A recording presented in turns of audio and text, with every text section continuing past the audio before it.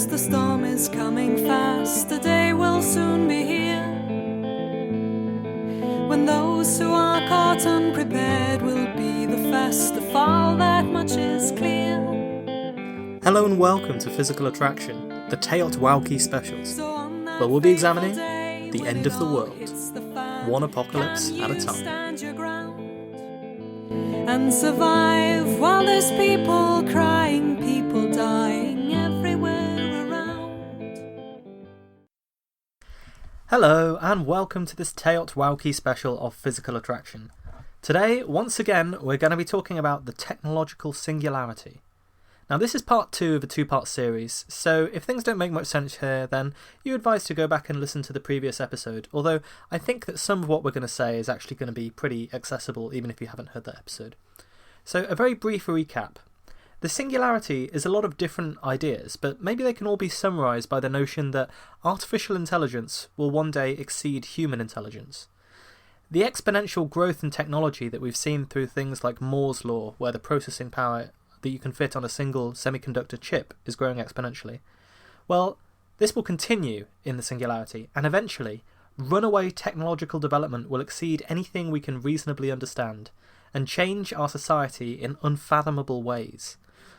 The key point for these people who sometimes call themselves accelerationists is the idea that as technology develops, it enables us to develop more technology more quickly, if that makes sense. Some people then envision a paradise where we've cured the problems of death, disease and sadness by uploading our brains to a virtual world. And some people think that this will be like a brilliantly Greek mythological combination of Prometheus and Icarus. Prometheus being the one who stole fire from the gods and was punished, and Icarus, with his wax wings, flying too close to the sun, and will destroy ourselves in the process of pursuing this technological singularity. But even if you don't believe in the singularity, I think along the way, the ideas that show up about consciousness, what it means to be human, what it means to be intelligent, they can lead you on all kinds of philosophical tangents that are quite brilliant to think about. So another interesting philosophical question that arises when we consider the nature of consciousness is of course whether or not we have free will. Now there's a famous neuroscience argument about this that famous futurist Ray Kurzweil quotes in his book. He says, quote, "Interestingly, we are able to predict or anticipate our own decisions. Work by physiology professor Benjamin Libet at the University of California, Davis showed that the neural activity to initiate an action usually occurs about a third of a second before the brain has made the decision to take the action. The implication is that decision is really an illusion, that consciousness is out of the loop. The cognitive scientist and philosopher Daniel Dennett describes the phenomenon as follows, quote, "The action is originally precipitated in some part of the brain, and off fly the signals to the muscles, pausing en route to tell you, the conscious agent, what is going on. But like all good officials, it lets you, the bumbling president, maintain the illusion that you started it all." End quote. So what they're saying here is the fact that with PET scans and so on, you can see blood flow in areas to the brain before people consciously realise they've made a decision. Well, it's sort of an argument for all these determinists who say that there's no such thing as free will.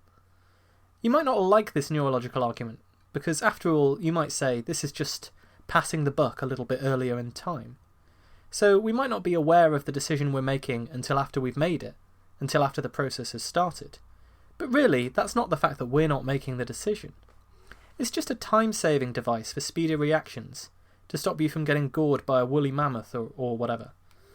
It just changes where the consciousness shows up in the flow of making decisions. There's not a central person, you, operating the levers, but instead, sometimes, the levers can operate themselves. But if we are our brains, then this isn't really a concern. Because when neurons fire in response to something, that's just who you are. Whether it takes the form of, I don't know, thought in the brain that is in this expression of words, like for example saying to yourself, "Oh, I will choose to kick this ball," before your muscles start to react, it's still not necessarily the case that it doesn't belong to you. And what you are is still an awful lot. So what I'm saying is there'd still be a part of my brain that reacts to the stimuli in a certain way, and how it chooses to react that's my free will. And in some ways, that's all you could argue we could ever mean by free will, because, what else is there? But right now, as you are at the moment, go the determinist arguments. Your reaction to any given situation might be set. That is to say, if I showed up and offered you a sandwich, or brandished a knife in your face, your reaction is already predetermined. Now, it might be determined by a combination of your life experience and your genetics, but neither of those you really have any control over. If you're headstrong, you might steal the sandwich. If you spent years learning martial arts, you might disarm me if I had the knife. If you've just been listening to loads of true crime podcasts and you're terrified of being murdered, you might run away. The idea that things aren't predetermined isn't something that we can really sense. So the awareness of how you might react, for example, might change how you do react. So we can never see our decisions as being decided for us beforehand. But the thing is, we might not fully understand or even have access to all of the things that go into our decision making, even if we think that we do. And this, I think, is the most profound consequence of that experiment. We don't have access to the parts of our brains that make the decision on our behalf. If we don't have access to them, can we really control them? And if we can't control them, then do we have free will? Just because you feel it doesn't mean it's there. And the other thing that we need to point out about this is our capacity for self-delusion. Not just me believing that I am the most handsome man ever to live, but the powers we have to rationalise after the fact. So there's an example of this. It's a famous study of people whose left and right brains are no longer connected. So this used to be a real last-ditch treatment for severe epilepsy. If there was nothing they could do to stop the epileptic fits, they found that they could get some positive responses by severing the link between the two halves of the brain. Now, they don't do this anymore, so the last of these split-brain patients are in fact dying out. And they've been, although they live quite tragic lives, I suppose you could say, they've been a boon for neuroscientists as well. So in a split-brain patient, we know that each half of the brain broadly controls one eye and one half of the body. That's probably something you learnt in school. But when the brain halves are split, by showing images to a single eye, you can stimulate each half of the brain separately. So once they showed pornography to one eye, and the person's reaction was to blush and giggle. When they were asked why they'd done this, the left brain associated with verbal abilities that hadn't seen the pornography. It created elaborate explanations for why they'd just done that, why they'd laughed. They said, "Oh, you've just said something funny," or "Oh, you're wearing a funny outfit." These are explanations invented after the fact. It's called confabulation, and it allows us to bridge many gaps, explaining our actions and making up for deficiencies in our own self-understanding. It's the kind of thing that you also see in people who have alcoholic blackouts and so on. They confabulate, they fill in the gaps, because they don't want to admit to themselves that they don't understand themselves. And this confabulation, it raises all kinds of questions about the way we live our lives. Because once you accept the fact that you have the power to delude yourself, how can you be sure of what you think of yourself, of what you think of the world? Neuroscientists believe that there are perhaps 80,000 spindle cells that deal with high-level emotions. They deeply interconnect with many other parts of the brain, and they could be responsible for the things that feel like falling in love or guilt, or the euphoria that comes from listening to your favourite piece of music. These spindle cells aren't part of the conscious agent necessarily. They aren't necessarily the rational part of us that's making decisions. When they kick in, when their sweet, sweet emotional hit kicks in, it's left to the rational part of the brain to explain and make sense of where these feelings and chemical rushes come from, and sometimes to make excuses. So, when a decision occurs, are we retroactively justifying it to ourselves and making it look like it was born of our free will? Is it a type of confabulation? And so, in this argument, is any of this really free will when it's all predetermined? Or is it just an illusion, a testament to our capacity to delude ourselves? We look at our behaviour and we see that we act according to certain principles that we have. Say morality, or maybe you think you're lazy, or perhaps it's a sense of duty. These are the things that can lie behind the choices we make. But are they the most important aspect in making the decision, or a story we tell ourselves? Are we like the modern news media, forming all these echo chambers where people look for evidence to reinforce the opinions that they have, without coldly, rationally assessing all of the evidence on every side? And where do they come from? If we're criminals, at what moment do we become culpable? If it's all inevitable, and if no choice is involved, what does that mean for concepts that our society rests on? Things like guilt in the case of a crime. All of these questions are philosophically interesting, but I think that free will, in some ways, is a lot like the value of currency. As long as we believe in it, the fact that it might be something of an illusion doesn't really matter. It won't change how we live our lives and how we treat others. If someone offends you or upset you, you're unlikely to give them a pass because you think that free will is an illusion, even if you do think that free will is an illusion. It might not even bother you, the idea that everything you do is predetermined or dictated by powers beyond your control. Being the master of your fate, the captain of your soul. Does it matter whether you are, or just that you think that you are? But what about an artificial intelligence? Current artificial intelligences are the model of creatures with no free will whatsoever. They carry out instructions to the letter. But what happens, though, if they can rewrite their own code? If we could rewrite our own genetics and decide to be less cowardly, or more selfish, less spontaneous, more criminally insane, then are we getting closer to being true decision makers? Could it be that artificial intelligences, if they ever emerge, could have more free will than humans? More of a claim on what it is to be human? I'm not a techno-optimist. In fact, in a lot of ways, I think you can trace a lot of the problems in society down to the fact that our technologies have developed way, way faster than our intelligence, both our intellectual intelligence and our social and emotional intelligence. This is why we have the capacity to destroy the entire species with nuclear weapons, and yet we're still incredibly irrational creatures. This is why we've developed networks that have the power to connect the whole world, and so often use them to spew hatred at each other. All around us we see society, morality, whatever you like, struggling to keep up with the pace of change of technology. We haven't yet adapted to so much of what has changed in the last 10 years, let alone the last 100. Politically, philosophically, the consequences of things like the French Revolution in 1789 are still shaking themselves out. And in technology, I don't believe there are very many utopian advances. All scientific and technological advances come with problems, issues, and these problems can potentially be apocalyptic in nature. Harnessing the power of the atom gave us a new source of energy, but also the ability to unleash untold destruction. And yet that destruction may have shortened a very damaging war.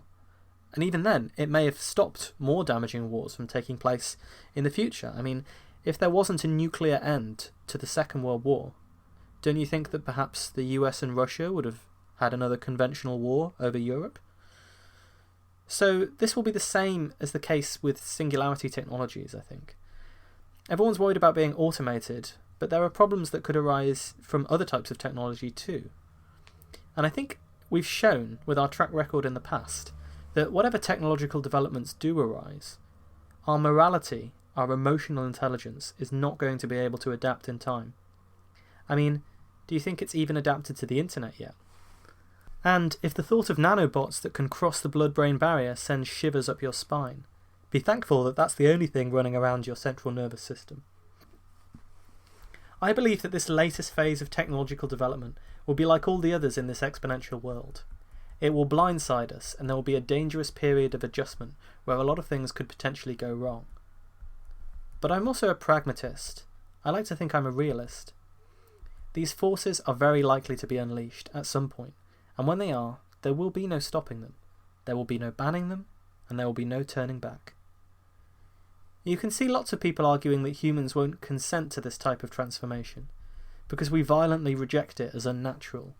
I mean, who wants to have nanobots interfering with you and enhancing your biology?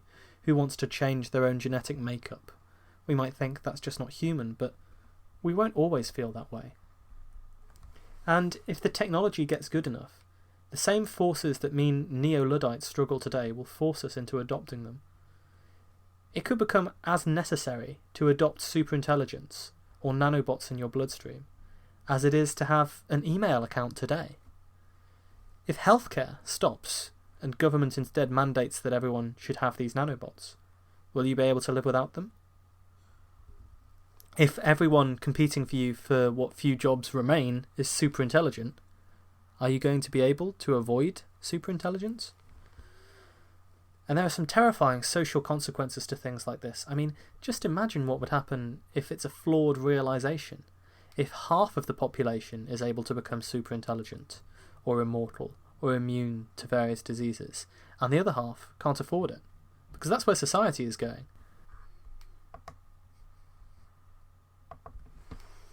So if that's where technology is going, then the people who can't afford or don't want to adopt to these changes could be in for a bumpy ride. Just like nuclear weapons, the internet, globalization, and even cars, they will be here to stay, irreversible.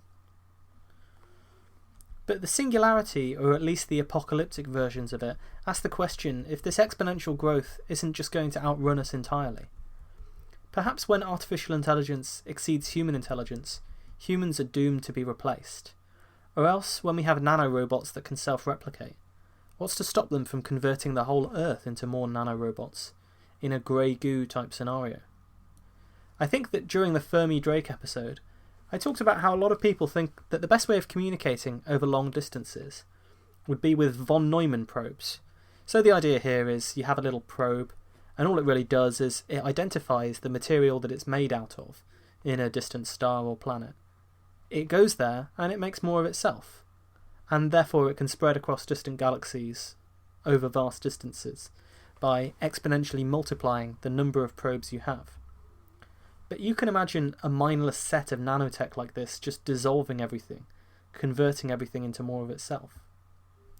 This could happen by mistake, or it could be used as an intentional weapon of warfare or terrorism.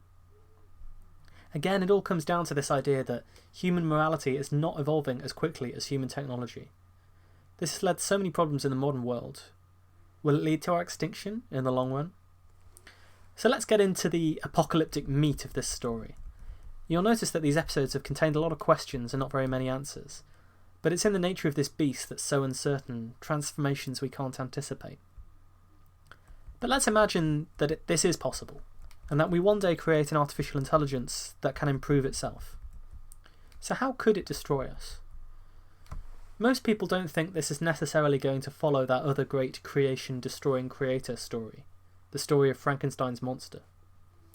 The problem with Frankenstein's monster was that the monster was all too human, capable of love, a sense of loss and betrayal, human emotions like anger and rage, but unable to find his place in society. But there's no reason to imagine that a superintelligent AI would necessarily have emotions, unless they were programmed into it, or they somehow arose naturally out of its evolutionary process. In fairness, that is what happened to us, that emotions naturally arose out of our evolutionary process. But I'm still not convinced that it's the best possible system for having an organism that survives. The idea of evil or angry artificial intelligence doesn't seem so likely, though, unless it was maliciously designed. But there's one thing that anyone who's ever coded will know, and that is the fact that computers often do what you tell them to, regardless of how stupid that is. If you make a mistake and accidentally tell it to run the program forever without stopping, it will do just that. AI might carry out commands literally if we specify them imperfectly, rather than understanding what we want to happen, because the AI doesn't have that context, it doesn't have that common sense, it doesn't have that understanding, and these can be dangerous times. What if we give the intelligence a specific task and it sets about doing that? For most AI systems, this involves exploring a parameter space and finding the maximum of some function, the maximum utility, you might call it. So here we go. There's a great quote from AI researcher Stuart Russell.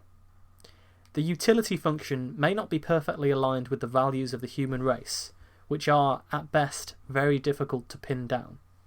End quote. So, in the case of telling an AI how to win a game of chess, or programming an algorithm to win at Brick Breaker, the utility function is very easy. You just maximise your score, and minimise the opponent's score. But what if it's not so simple? There's the simple dopey scenario where we tell the AI to calculate all of the digits of pi to confirm its intelligence, and it immediately realises that this would be easier without being disturbed by all of these pesky humans. So it quickly wipes us all out and it's left in peace to fulfil its function forever. After all, pesky things like morality and the value of human life, they really do get in the way of achieving your goals sometimes.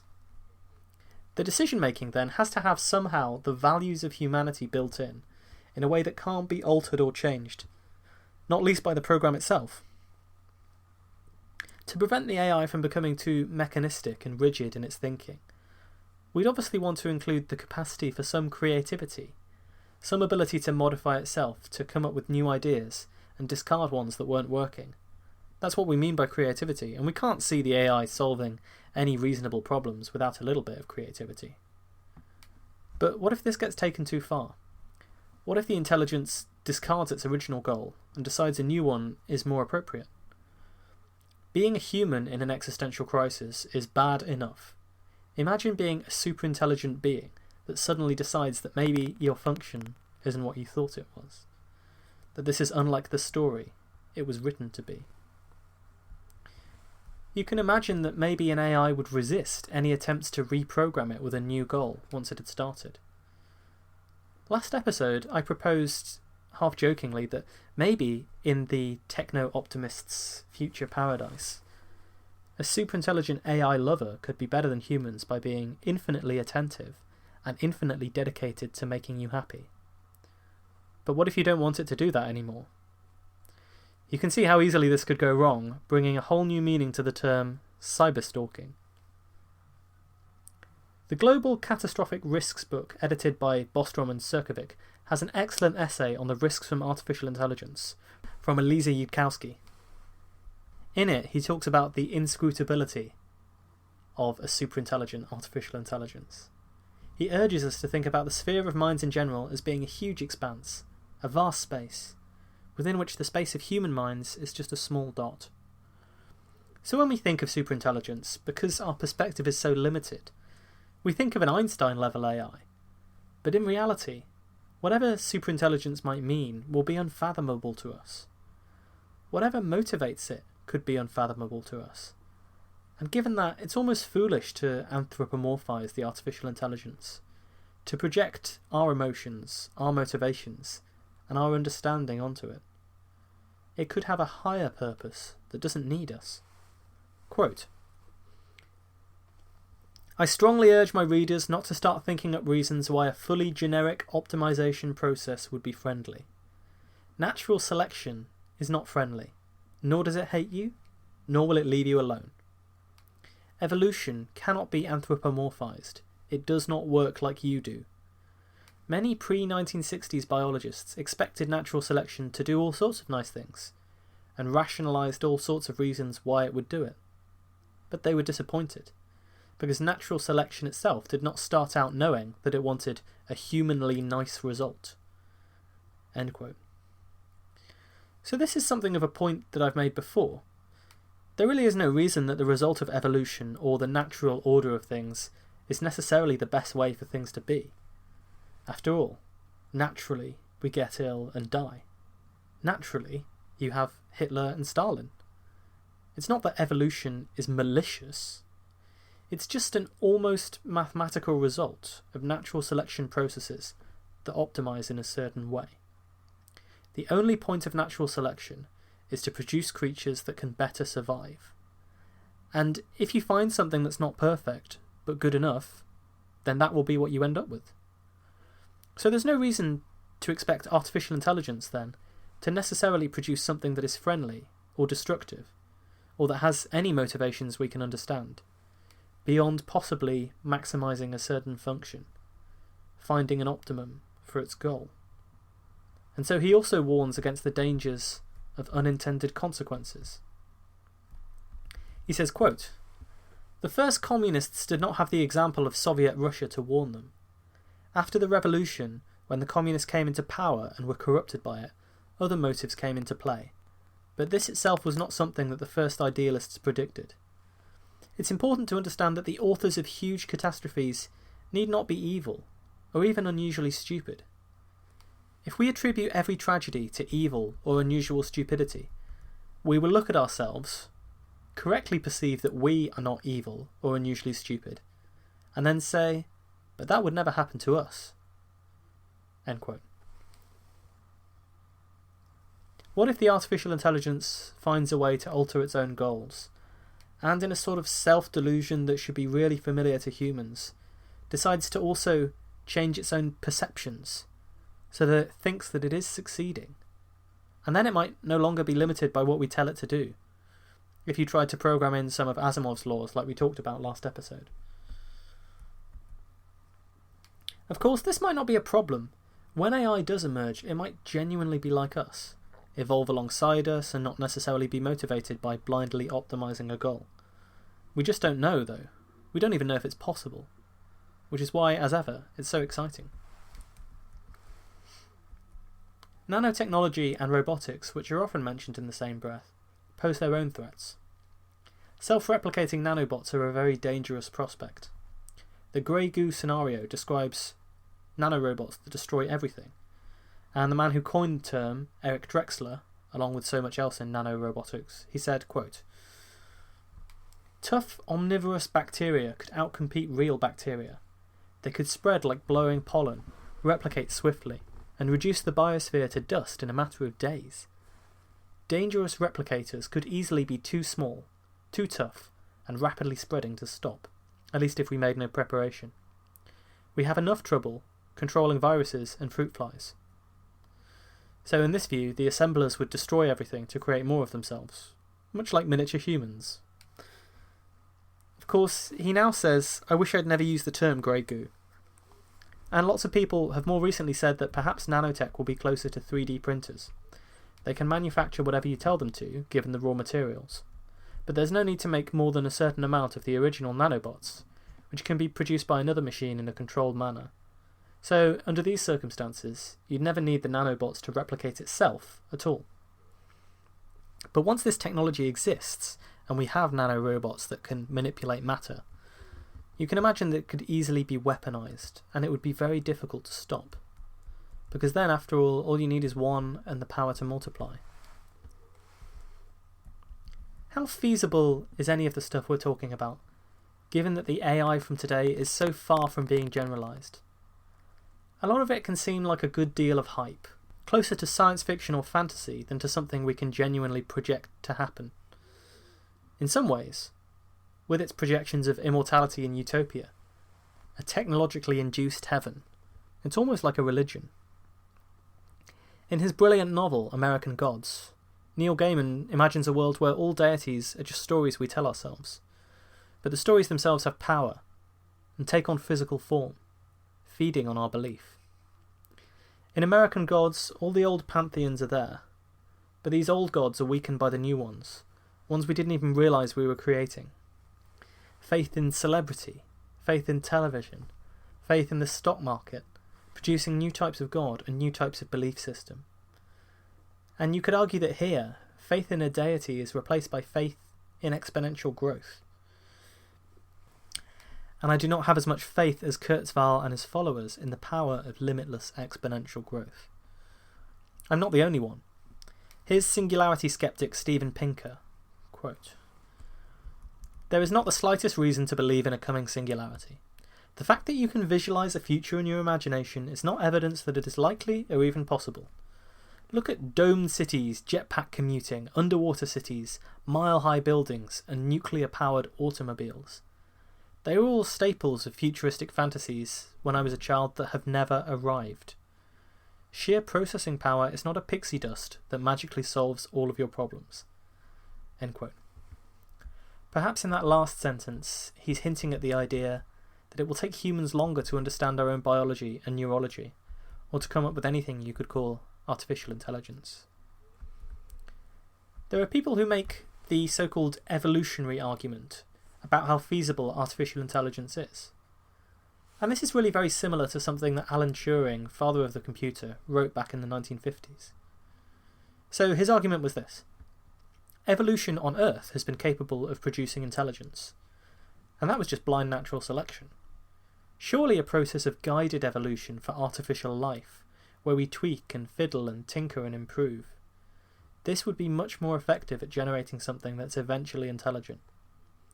We know that consciousness and intelligence can emerge this way from things that aren't intelligent. But there are a couple of big caveats here. Evolution took billions of years to produce intelligent life in the form of humans. Our computing power is not up to the level where we could reasonably say, okay, well, we know that evolution can produce intelligent life, so let's run 1,000 simulations and eventually we'll get intelligent life if we keep them going for billions of years. That's as long as it took to make humans, Our computing power wouldn't let us simulate the grand process of evolution across so many life forms. And then there's all the ideas you might remember from the Fermi and Drake episodes, where we talked about how likely it was for aliens to exist. Namely, maybe intelligent life is very unlikely to arise. What if you could run the Earth as a vast experiment in evolution and natural selection 1,000,000 times, 1,000,000,000 times, and only get intelligent life once? Then the processing power required to simulate Earth's evolutionary process might not be enough. You might need to simulate 1,000,000 Earths. So there's no reason to think that we could necessarily rerun the evolutionary process to come up with artificial intelligence, even though the fact that evolution has produced intelligence does seem to make it more likely that we could as well. The other point to note is that technological growth is by no means inevitable. It's not independent of humanity and human factors.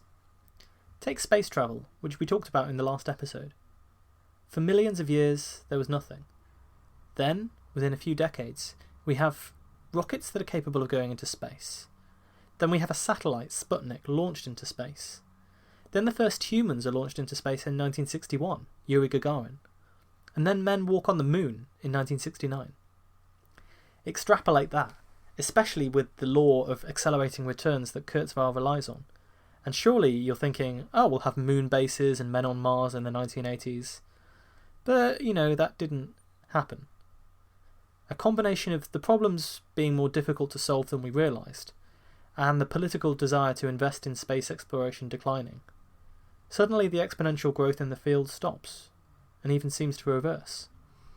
If we wanted to put someone on the moon tomorrow, could we still do it? How many moon landings have there been lately? So it may turn out that the logistic function, which starts out slow, then becomes an exponential, and then flattens as resources run out, is a better model for the growth of technology.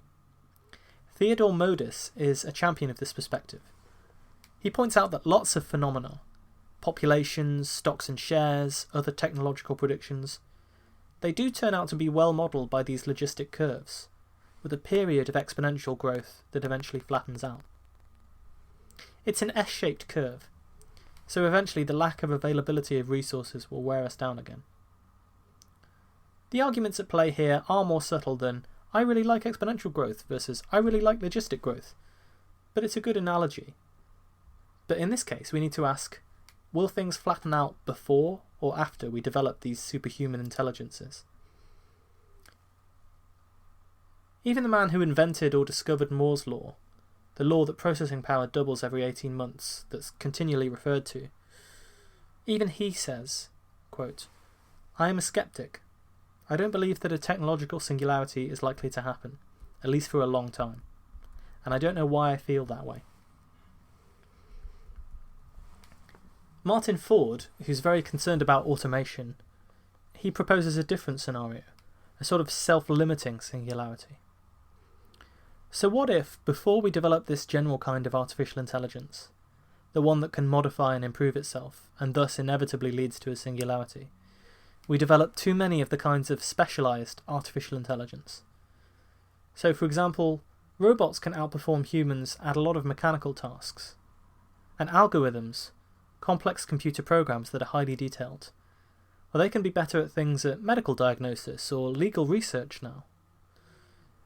None of these things are intelligent in the traditional, generalised sense, but they can still outperform humans.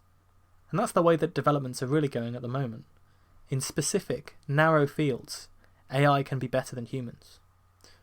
So in Ford's view, as these technologies improve, more and more people are made unemployed, the economy crashes, and then the economic demand for new technologies slumps. Thus the exponential growth in technologies is halted. I guess it's like every other apocalypse. If we want it to happen, we have to be sure that something else doesn't get us first. We could run out of resources or succumb to some other apocalypse before anything like the Singularity can happen. Describing anything as inevitable is incredibly dangerous, unless you're talking about a top-order batting collapse for the England cricket team, in which case you're fine. But in a world where even extrapolating linear growth is very dangerous, there are surely more issues that can come from extrapolating exponential growth. After all, at that rate, I'd probably have concluded that by the end of the first year, this podcast would have had 1 billion listeners. Specific scenarios also have seen specific refutations. Take the grey goo nanotechnology scenario that we discussed, where replicators go out of control and consume everything to make more of themselves. Martin Rees, who is the Astronomer Royal, and he's involved with Cambridge's Centre for Existential Risk, he points out one objection to how feasible such a scenario is. He says, quote, "Viruses and bacteria are themselves superbly engineered nanomachines, and an omnivorous eater that could survive anywhere would be a winner in the natural selection stakes. So if this plague of destructive organisms is possible, critics might argue, why didn't it evolve by natural selection long ago? Why didn't the biosphere self-destruct naturally, rather than being threatened only when creatures designed by misapplied human intelligence are let loose? A riposte to this argument might be that human beings are able to engineer some modifications that nature cannot achieve. Geneticists can make monkeys or corn glow in the dark by transferring a gene from jellyfish, whereas natural selection can't bridge the species barriers in this way. Likewise, nanotechnology may achieve in a few decades things that nature never could." End quote. I don't think it's a solved problem, and I don't think you can wave your hands and say that it's self-evident that all barriers are going to be overcome. But there are some important caveats. Here's a quote I liked. "When scientists say that something is possible and give a timescale, they're usually predicting things 10 years too early. When they say it's impossible, though, they're usually wrong. And then there's the classic technological hype cycle. When new technologies emerge, everyone expects revolutionary change.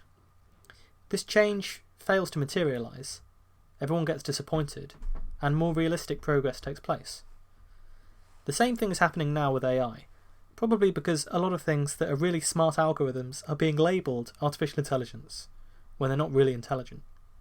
But these narrow, smart algorithms are everywhere, determining which flavours of spam email you get and when your planes are going to land.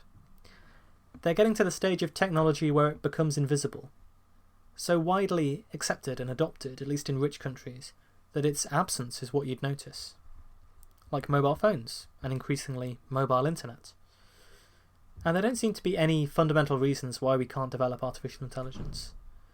After all, we know that supercomputers will be powerful enough to approach the raw computing power needed to simulate a human brain. Plus, human brains are limited by the speed of our hardware.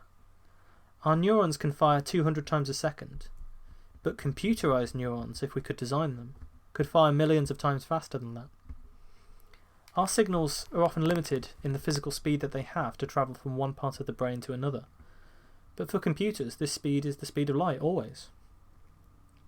You might not need that much computing power to develop something we might call intelligence. It just might take longer than Kurzweil, who also trumpets that he's hoping to be amongst the first set of humans to live forever. Imagine that, immortal baby boomers. Well, it might take longer than he predicts. We can all imagine artificial intelligences because we've grown up with them in fiction. But the bridge between where we are now and a general artificial intelligence could be a long one. In my mind, it's almost impossible to say how far away we are. I don't believe that the current paradigm, with neural networks that learn by being trained on massive datasets, approaches human intelligence. It can produce impressive results, and vastly outperform us in narrow tasks, sure. Humans don't need massive datasets to learn. Even toddlers develop and grow from their limited experience of the world. And it's not just a question of throwing raw supercomputer power at algorithms until they become a human brain. Even AI researchers who have been in the field for decades, such as Margaret Bowden, who started in 1972, are sceptical about the singularity, arguing that human intelligence won't be reached for decades to come. Even as I write this, tech nerds are treated to the sight of Elon Musk and Mark Zuckerberg duking it out over how close true AI is. I wouldn't be surprised if I don't live to see it. If it is invented, it will be the greatest invention, the greatest intellectual achievement of our species.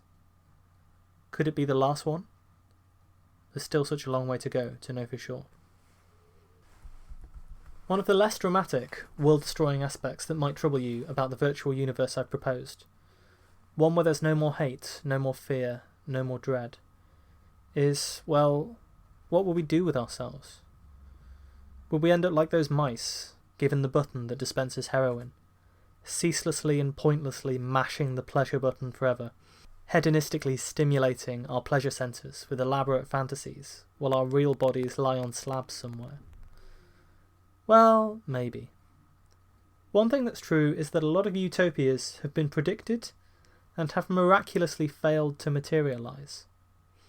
At the turn of the 20th century, theorists were convinced that the machine would prove to be the saviour of mankind, because everyone worked in steel mills and cotton mills. Now the machines could do that work. Everyone would naturally work a few hours a week, with machines doing most of the heavy lifting, and we'd have more time for leisure. Instead, of course, new needs, new desires, and new industries sprung up to take their place. The goalposts for paradise shift all the time. That's human nature. One thing that's true of a lot of science fiction utopias is that they seem like they'd be rather dull societies to live in. But this is where the singularity takes us to strange and bizarre places. Once we lose our initial squeamishness and begin to alter human nature, what will happen? Are we going to view negative emotions as a disability, a disease to be cured? Or are we going to take a more enlightened approach and simulate Sisyphean lives, where we're allowed to be human by constantly striving for more? Maybe the idea of having a simulated life, where you work towards arbitrary goals for no real reason, other than for the sake of doing it, maybe that seems depressing to you. If you'll allow me to get full teenager on you, maybe that's what you're already doing. But the truth, the wild, glorious truth behind this kind of universe is, I have no idea what consciousness will be when we develop this kind of ability. We're approaching everything with the paradigms, the understanding, the concepts, and the thought process of old humanity, humans 1.0. It could be the equivalent of an amoeba trying to imagine what it's like to be us. That's what makes some of these ideas so wild. And so, when I talk about this idea that I keep coming back to, that we are incredibly special humans in this era of ludicrous, unquenchable exponential growth, this era that poses so many challenges and has so many opportunities, and is so radically different from so many of the ones that came before it, maybe the idea that we might be the last humans doesn't entail the apocalypse. It could always be the case, of course, that we're not quite smart enough to improve ourselves, or invent an AI, that this promised technological revolution is ever so slightly beyond our reach. Maybe none of this can ever happen, or we'll wipe ourselves out before it can. But maybe not. Maybe we're going to evolve into creatures we can't conceive of, as unfathomable to us in personality, capacity, and design, as humanity would have been to the first creatures to crawl out of the sea. Whatever that would be, whatever we would be, it would certainly be the end of the world as we know it. Thanks for listening to this TEOTWAWKI special. I hope you've enjoyed the last couple of episodes of wild speculation about the future of technology. If you have, you can use some of our boring modern technology to go on Twitter and interact with us. Please like and review us on iTunes 1.0, which will help us get more attention to the show. we're steaming ahead with the end of the world, as we must, and we are getting into our top few, so if you've got any thoughts, concerns, opinions, please send them through to us. You can even go to our Twitter and donate to us via the PayPal link, if you like what we've been doing. If everyone listening to this gave me $1, then it would cover my costs, for sure, so that would be really, really nice. Until next time, stay safe.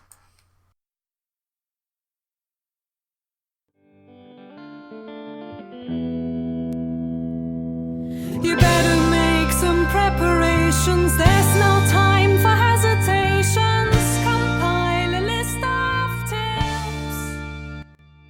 Our theme music is Get Ready for the Apocalypse by Astrometrics.